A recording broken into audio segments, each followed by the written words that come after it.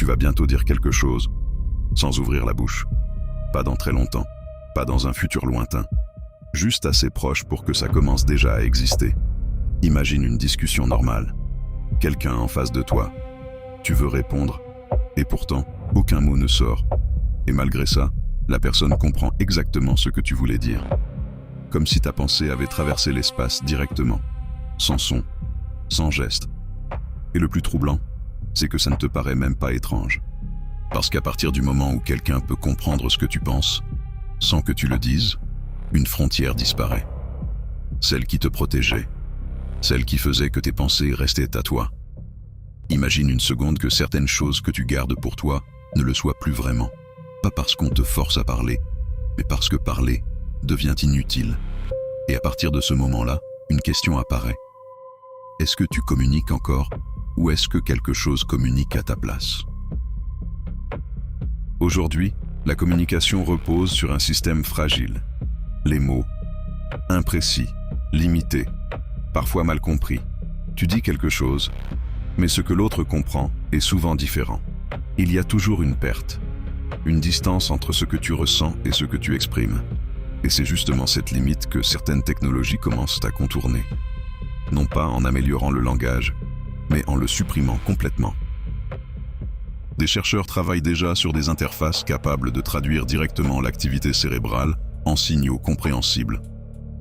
Ce que tu penses, ce que tu imagines, ce que tu veux dire, sans passer par les mots. Ton cerveau devient un émetteur, et dans certains cas, un récepteur. Ce n'est pas parfait, pas encore, mais ça fonctionne, lentement, partiellement, suffisamment pour comprendre une chose. La communication telle qu'on la connaît est en train de changer. Au début, ça semble incroyable. Plus de malentendus, plus de barrières de langue. Tu penses, et l'autre comprend exactement ce que tu veux dire. Instantanément. Une précision parfaite. Une fluidité totale. Les conversations deviennent plus rapides, plus claires, presque naturelles. Comme si on revenait à une forme de communication plus directe, plus pure. Mais cette perfection a un prix. Parce que les mots avaient une fonction que tu ne remarques presque jamais. Ils filtraient, ils te permettaient de choisir ce que tu dis, de retenir certaines choses, de reformuler, de cacher. Sans langage, ce filtre disparaît progressivement. Et ce que tu transmets devient beaucoup plus brut, beaucoup plus proche de ce que tu es réellement. Et là, quelque chose bascule. Parce que si une technologie peut interpréter ce que tu penses, elle peut aussi influencer la manière dont tu penses. Pas forcément de façon visible, pas brutalement, mais subtilement, en ajustant des signaux, en orientant des réponses, en modifiant légèrement ce que tu ressens, avant même que tu en sois conscient. Imagine une conversation où tu crois exprimer ton opinion, alors qu'en réalité, elle a déjà été influencée en amont. Tu penses être libre, tu penses choisir tes mots, mais il n'y a plus de mots, juste des pensées qui circulent. Et dans ce flux invisible, il devient très difficile de savoir ce qui vient réellement de toi. Et pourtant, le plus troublant, ce n'est pas le danger, c'est le confort. Parce que cette communication est plus simple, plus rapide, plus agréable. Elle élimine les frictions. Elle rend les échanges fluides, presque parfaits. Et petit à petit, tu t'y habitues. Tu préfères ça, parce que c'est plus efficace. Et à partir de là, un basculement silencieux s'opère. Tu continues de communiquer. Tu continues d'interagir, mais ce que tu échanges n'est plus vraiment filtré, plus vraiment choisi.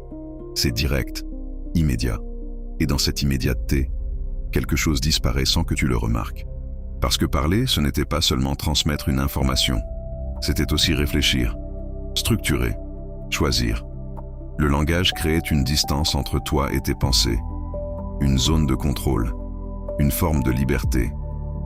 Et en supprimant cette étape, tu perds aussi une partie de ce contrôle.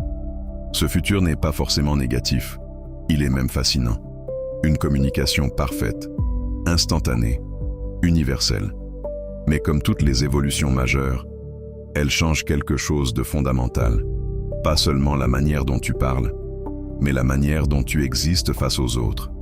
Parce qu'à partir du moment où tes pensées peuvent être partagées sans effort, la notion même d'intimité évolue. Ce qui était invisible devient accessible. Ce qui était personnel devient potentiellement transmissible. Et dans ce monde-là, garder quelque chose pour soi devient presque une décision active. Alors peut-être que tu continueras à parler, peut-être que les mots ne disparaîtront jamais complètement. Mais une chose est certaine, le jour où tu pourras communiquer sans parler, tu ne reviendras probablement pas en arrière. Et ce jour-là, la vraie question ne sera plus « qu'est-ce que tu veux dire ?» mais « est-ce que ça vient vraiment de toi ?»